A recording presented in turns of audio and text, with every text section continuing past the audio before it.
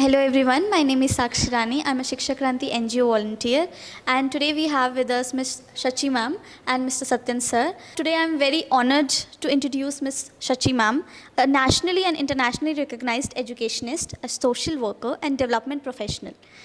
With over 25 years of experience in child development, life experience, life skill educations, and youth empowerment, she has transformed the lives of thousands through her dedicated service. Inspired by Swami Vivekananda's ideals, ma'am combines deep social commitment with spiritual growth. Her impactful work has been featured in platforms like the Better India, Femina, TEDx, and Josh Talks. A recipient of several prestigious awards, including the National Award for Child Welfare by the President of India and the Amazing Indian Award by Times Now, she currently leads the LR Group of Institutes as director, which is situated in Kotlanala, Solan, Himachal Pradesh, with a vision to nurture youth who can lead and serve the nation. We also have Satyan sir, the head of Shiksha Kranti NGO, and today we are here to talk about a common cause and our vision, as we want Swachhata to be the national value of India. And our mission is based on three pillars. First is our tree plantation, cleanliness, and third is our Samvad, interaction. So, what are your views on this, on cleanliness and tree plantation drives? So first and foremost, thank you so much for this wonderful introduction, and congratulations to Shiksha Kranti for doing this work. I think my views are like everyone, that it is very, very important that we need to clean our environment. We need to have more greenery around us. But more than my views, I also feel that all of us have the understanding that this is important. But we have to build the competence of people to make this happen. So not just awareness, but action points are very important for young people, for families, for individuals, for institutions. Everybody should understand that we can contribute. And we have to contribute. It is high time. We are seeing the effect of climate change. We are seeing the heat. We are seeing the unprecedented rains. We are seeing cloudbursts. We are seeing so many natural calamities which are a result of the degradation of the environment that human beings have done, consciously, unconsciously, due to negligence. And we have to now say that this is enough. And each one of us has to become aware that we must now become conscious and live consciously and take action to bring change. That's absolutely wonderful, ma'am, that we have to do not just awareness but action also. So, sir, I would also like to ask you, so as Shiksha Kranti NGO head and us volunteers, I would like to ask that how we can make a common cause with LR Group of Institutes and work for the environment. सबसे पहले तो मैं Shachi ma'am का बहुत बहुत हार्दिक आभार प्रकट करता हूं कि हमारा सौभाग्य है कि एक राष्ट्रीय स्तर के समाज सेवी जो शख्सियत हैं उनसे वार्तालाप करने का, संवाद करने का हमें सौभाग्य प्राप्त हुआ है। और जैसा आपने इंट्रोडक्शन में ही कहा कि ये बहुप्रतिभामुखी व्यक्तित्व हैं, मल्टी फेसेटेड पर्सनालिटी हैं। और जहाँ तक बात रही शिक्षा क्रांति पे, हम 3 तरह की गतिविधियाँ करते आ रहे हैं। हमारा यह मानना है कि बेशक शिक्षा क्रांति मंच पर हम 10 से 12 घंटे व्यक्तिगत स्तर पर और संस्थागत स्तर पर सफाई अभियान के लिए देते हैं, लेकिन वो अधूरे हैं अगर कॉमन कॉज ना बनाया जाए, अगर दूसरी संस्थाओं से समन्वय ना किया जाए। तो आज हम यहाँ आए हैं और इसी आग्रह के साथ आए हैं कि सफाई अभियान किया जाए, एक सेंसिटाइजेशन प्रोग्राम किया जाए, और सबसे ज़रूरी है कि हस्ताक्षर सहयोग भी बच्चों का लिया जाए। क्योंकि मैम आप सहमत होंगे कि जिस प्रकार से हर संस्थान में कोई ना कोई एक संस्था होती है या विंग होता है, पार्ट होता है जो कि पर्यावरण संरक्षण के लिए समर्पित होता है, तो हम यह नहीं कह सकते कि उस संस्थान के सभी विद्यार्थी या फिर staff member, faculty members aware होंगे, पर्यावरण को लेकर जागरूक होंगे। तो हमारा यह एक रहता है, आग्रह रहता है कि एक हस्ताक्षर सहयोग सभी का लिया जाए और एक ऐसी सेंसिटाइजेशन या वर्कशॉप का आयोजन किया जाए जिसमें सभी सम्मिलित हो और हम अपनी बात उन तक रख सकें और एक जागरूकता पैदा की जाए और समाज के हर क्षेत्र तक वो जागरूकता को ले जाया जाए। नहीं, बहुत सुंदर बात आपने कही। और हम LR ग्रुप ऑफ इंस्टीट्यूट्स में हम पहले से ही अपने छात्रों को इसके लिए बहुत ज़्यादा प्रेरित कर रहे हैं। आपको जान के खुशी होगी कि हमारे यहाँ का कोई भी गीला कचरा वो बाहर नहीं जाता है, उसको हम उसको हम बायो फर्टिलाइज़र में कन्वर्ट करते हैं।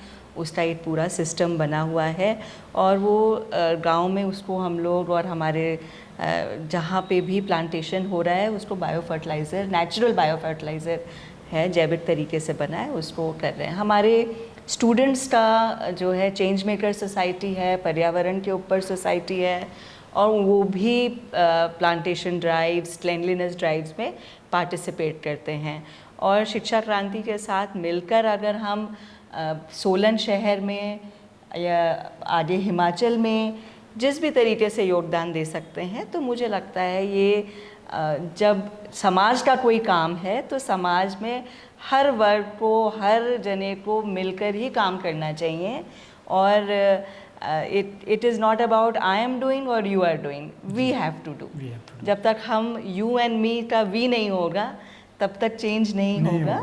तो और भी बहुत सारे लोगों को हम लोग अपने इस अभियान के साथ जोड़ें, और क्योंकि ये बहुत इम्पॉर्टेंट बात है जो अब हमें समझनी पड़ेगी जिस स्थिति में हमारी धरती है, कि हमको व्यक्ति को जो मटीरियलिस्टिक चीज़ों को इकट्ठा करने की जो होड़ है, उससे हमने इतना कचरा इकट्ठा किया है, पैदा कर दिया है। और कहीं ना कहीं हमें ये समझना होगा कि हमें कितने कपड़े चाहिए, कितनी गाड़ी चाहिए, हमें कितना पॉलीथीन का इस्तेमाल करना है, क्या हम घर से झोला लेके जा सकते हैं, क्या हम कहीं पन्नी मना कर सकते हैं। बहुत सारे नियम सरकार ने भी लागू किए हैं, क्या हम उनका मान रखते हैं, क्या हम समझते हैं कि ये नियम हमारे अच्छाई के लिए लागू हुए हैं। और हमें ये समझना होगा कि ये खुद मतलब हम स्वयं और पर्यावरण अलग नहीं है, हम इसका हिस्सा हैं। तो ये इस हिस्से को हमें मतलब एक कोएग्जिस्टेंस की फीलिंग है। हम पेड़ काट कर हम जीवित नहीं रह सकते हैं। अगर हम पेड़ हटाते हैं तो ऐसा नहीं है कि सिर्फ पेड़ हट रहे हैं, धीरे से हम भी हट जाएंगे क्योंकि वो हैं तो हम हैं। और ऐसे ही हर जीव जंतु की इस पूरी सृष्टि में एक अहमियत है। तो ये अगर हम नहीं समझेंगे तो हमारा ही एग्जिस्टेंस ख़त्म हो जाएगा। तो कई बार मुझे हंसी भी आती है, लोग कहते हैं save the planet, save the earth. तो मैं कहती हूँ आप ऐसा लगता है कि you know we are doing a favour to someone. No, you are saving yourself also. तो अगर ऐसे बात ना समझ में आए तो ऐसे समझ लें कि अगर आज हमने स्वच्छता को, पर्यावरण को प्राथमिकता नहीं बनाया तो बहुत सारी चीज़ें जो है वो मतलब उनका कुछ भी मायने नहीं रह जाएगा। चाहे आपकी कितनी अच्छी डिग्री हो, कितनी अच्छी नौकरी हो, कितने आपके पास पैसे हों, पर ये सृष्टि में अगर जो लय है सृष्टि की वो ही टूट गई अगर, तो हम कैसे सरवाइव करेंगे। That was very wonderful, ma'am. One more thing that I would like to ask from both of you actually, that we are heading towards industrialization and cutting down trees, we are making big industries and all. So how can we balance both? Like on one side we want to develop, we want India to develop and other nations also, but how can we balance both? Like we are balancing afforestation also, and other side we are doing deforestation. So how can we balance both? So industry is also very important. There is no doubt about it that industry is important, but we have to design policies and implement them in such a way that we do not disturb the environment. See, there is a lot of need requirement which is a felt requirement, but may not necessarily be a requirement. So this discretion has to be put in place. What do we really need? I think it is the difference between wants and needs. A lot of things that we are, for which we are destroying the environment is for wants and not needs. So if that understanding comes in our youth, in our leaders, in our all individuals, that it's needs versus wants, then we will be able to live in symphony, in sync with the environment. So, and as Gandhi ji also said, that there is enough for every man's need, but not for every man's greed. And the result, this destruction is a result of greed, not need. So industries are important, progress is important, but I believe that there is a way to maintain balance also if we work with the right understanding of human goal. That what is the human goal? So, and rather than procuring stuff, exploitation. And we have a very good example in a country like Bhutan, which has a great happiness index. So we are doing all the development for happiness, na? And we have a great example in Bhutan. It has the highest happiness index, and their requirements are fulfilled. They are living happily, and they have maintained their environment also. बहुत ही अच्छा ma'am ने कहा. दूसरे शब्दों में कहना चाहूँगा कि अगर हम देखें तो मुझे इसका जो एक सॉल्यूशन है, इस समस्या का जो समाधान है, वो अध्यात्म में ही नज़र आता है. क्योंकि अध्यात्म मनुष्य को सचमुच संतुलन की ओर ले जाता है, उसको भोग के साथ साथ त्याग भी सिखाता है. तो अध्यात्म मतलब मूल्य, जैसे हम स्वच्छता को राष्ट्रीय मूल्य बनाना चाहते हैं, स्वच्छता अपने व्यापक अर्थों में आगे जाएं, तो सबसे पहले शिक्षा के माध्यम से यह बदलाव हो सकता है. ना सिर्फ पारंपरिक शिक्षण संस्थानों में स्वच्छता का मूल्य आगे जाए, बल्कि एक जो जन शिक्षण के कार्यक्रम भी होने चाहिए. इसके लिए तो मैं एक ही चीज़ कहना चाहूँगा, जो हमारे संस्था हैं, हमारे प्रतिष्ठान हैं, जो लीड कर रहे हैं, उनको सचमुच अपने सामने कॉमन कॉज बनाना पड़ेगा, सामूहिक लक्ष्य रखना ही पड़ेगा. क्योंकि आज अगर पर्यावरण का क्षरण हुआ है तो सबसे ज़्यादा जिम्मेदार हम ही लोग हैं. जैसा मैम ने कहा कि जिनको भौतिक विकास जिनका हुआ है, लेकिन उस विकास के साथ साथ हमारा पर्यावरण के प्रति हमारी क्या जिम्मेदारी थी, क्या धर्म था, क्या कर्तव्य था, वो हम नहीं जान पाए हैं. तो कहने का मतलब है, क्षरण भी अर्थात समाज की संस्था हैं उनकी वजह से हुआ, चाहे वो शैक्षणिक संस्था हो, चाहे वो धार्मिक हो, आर्थिक हो, सामाजिक हो, कोई भी संस्था हो जिनके पास धन संग्रह है, जन संग्रह है, हमारी वजह से क्षरण हुआ है. और यह भी सत्य है कि हमारी वजह से इस क्षरण का निवारण भी होगा. हमें आगे आना पड़ेगा. अगर हम समाज के सामने उदाहरण प्रस्तुत करेंगे तो हम जन चेतना को जगा सकते हैं. जन चेतना को जगा सकते हैं मतलब अध्यात्म की शरण में जा सकते हैं, मूल्यों का बच्चों में इंस्टिल कर सकते हैं, मूल्यों का समावेश कर सकते हैं. ऐसा मेरा मानना है. बहुत सुंदर. और इसी बात में मतलब मैं इसको और थोड़ा सा सरल कर दूं कि हर व्यक्ति अगर 4 पेड़ लगा ले. क्या बात है. 4 पेड़ एक लाइफ टाइम में, ऐसा एक रिसर्च है कि every individual plant 4 trees, then we can protect this environment. It is because so many, बहुत सारे लोग एक भी नहीं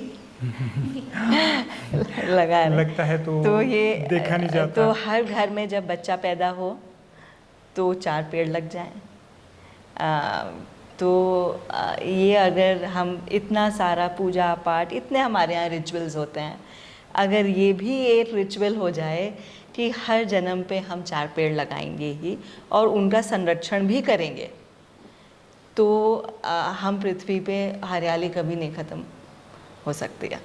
सो एक एक्शन पॉइंट जैसे मैं कहती हूँ कि विचार को ज़मीन पे जन जन तक कैसे लेकर आएँ, तो यही एक नारा दे दें कि जब घर में कोई खुशी की बात हो, कोई ऐसा वो हो, तो आप पृथ्वी का ऋण समझ के आप 4 पेड़ लगा लीजिए. वाह क्या बात है। और इससे जन आंदोलन खड़ा हो जाएगा, मैस जन मूवमेंट बन जाएगी वृक्षारोपण की। और ऐसा प्रयास हो सकता है जैसे हम इकट्ठा हुए हैं। बाकी तो सतत विकास की तो आवश्यकता है ही। बिल्कुल। सस्टेनेबल डेवलपमेंट तो आप देख लीजिए, चाहे आप अध्यात्म के रास्ते से जाएं, चाहे आप विज्ञान तकनीक के माध्यम से जाएं, तो यह सतत विकास तो समय की मांग है। तो आपके प्रश्न का उत्तर ये है कि सतत विकास समय की मांग है, कि प्रगति के साथ प्रकृति का भी ज़रूर ध्यान होना चाहिए। अर्थात हमारा जो विकास है सतत, समावेशी और एक समान होना चाहिए, यह समय की मांग है। Thank you, ma'am. Thank you, sir. I'm very grateful. We are all very grateful that Shiksha Kranti NGO and LR Group of Institutes have made a common cause for Swachhta Grah, for cleanliness and tree plantation drives. That we are here, that we won't be just doing words, talking words. We would actually be doing our actions. And with that, I would like to conclude that not just words, do actions, and with every happiness in every home, please plant 4 trees. Jai Hind, Jai Bharat, Jai Vishwa.